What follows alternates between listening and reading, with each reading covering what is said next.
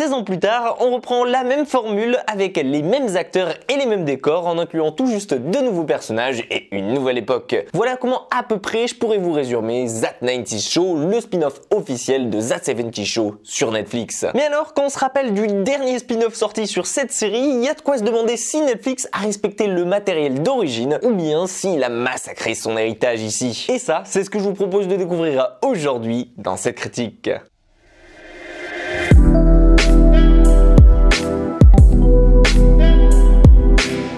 That 90s Show se déroule donc environ 2 décennies après la série originale. Vous allez suivre ici les aventures de Leia, la fille d'Eric et de Donna, qui vient passer ses grandes vacances pour la première fois chez ses grands-parents, à savoir Red et Kitty. Mais elle qui à l'origine ne connaît pas grand monde dans le Wisconsin vu qu'elle vit à Chicago, elle va vite se rendre compte qu'il est plutôt facile de se faire des amis quand on possède un immense sous-sol et qu'on a 15 ans. Et en effet, c'est tout naturellement qu'elle va se lier d'amitié avec de nouveaux personnages, à savoir d'autres jeunes qui vivent dans le même quartier et qui vont en profiter pour venir zoner chez elle. Et parmi eux se trouve un certain Kelso. Et pour elle qui est en pleine phase d'adolescence, cet été va être le parfait moment pour se découvrir, faire un maximum de conneries, se faire de nouveaux amis, tester de nouvelles choses, mais aussi et surtout avoir ses premiers amours. Et de la même manière que l'on suivait les aventures d'Eric, Donna et Michael et tout le reste de la bande à l'époque, ici, vous l'aurez compris, Netflix recycle quasiment tout, en passant par les décors, la maison si familière de Red et Kitty qu'on connaît bien, la musique,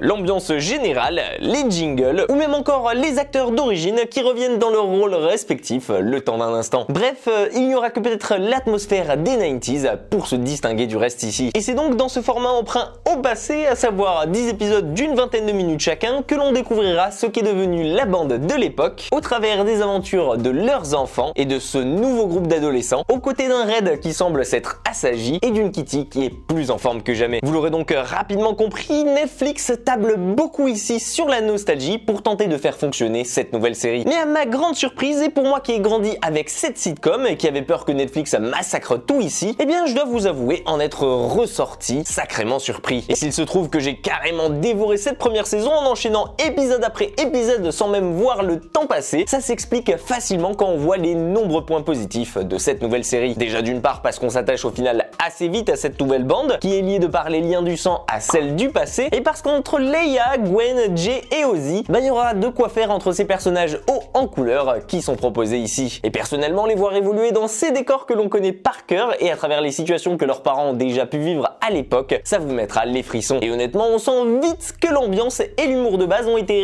respectés par Netflix et qu'il n'a pas juste été copié puis bridé pour en faire une pure série pour ados. J'entends par là que oui, il y aura toujours des blagues sur le sexe, de l'humour noir est déplacé quand il en faut, et pour les fans de Hawaii, l'ambiance stoner est toujours présente. Mélangez tout ça à l'ambiance imprégnée des 90s, que ce soit visuellement à travers dans la façon dont ils s'habillent, ou encore dans les rêves qu'ils font aux films et séries sorties entre temps, ou encore ce nouveau côté parental dans lequel on va découvrir Eric et Donna, et bien tous ces ajouts mis ensemble fait que si on est un fan de That 70s Show, on peut difficilement ne pas aimer. On prendra donc un malin plaisir à retrouver Fez, Donna ou encore Michael le temps d'un épisode pour découvrir ce qu'ils sont devenus. Et je peux vous dire que de ce côté-là, ce ne sont pas les seuls qui sont présents dans la série et Netflix a mis les petits plats dans les grands au niveau des caméos. Alors certes, ça plaira pas forcément à tout le monde et certains pourront dire à juste titre que c'est un spin-off fainéant et qui se contente de reproduire ce qui était déjà That 70s Show à l'époque en faisant jouer le fanservice à fond. Mais personnellement, je trouve que ça marche plutôt bien, en tout cas sur moi, et vu l'horreur qu'était That 80s Show, je me dis qu'on a largement évité le pire ici. Et en plus, la série est adoubée par les acteurs originaux. Bref, que demande le peuple? Non, franchement, si vous êtes un fan de That 70s Show et que comme moi vous avez grandi devant Netflix en vous matant les épisodes en boucle, je pense que vous allez rapidement adorer et rentrer dedans. Et personnellement, j'espère même qu'il y aura une saison 2. Et vous, qu'est-ce que vous en avez pensé? Est-ce que vous connaissiez à l'origine la série de base? N'hésitez pas à me dire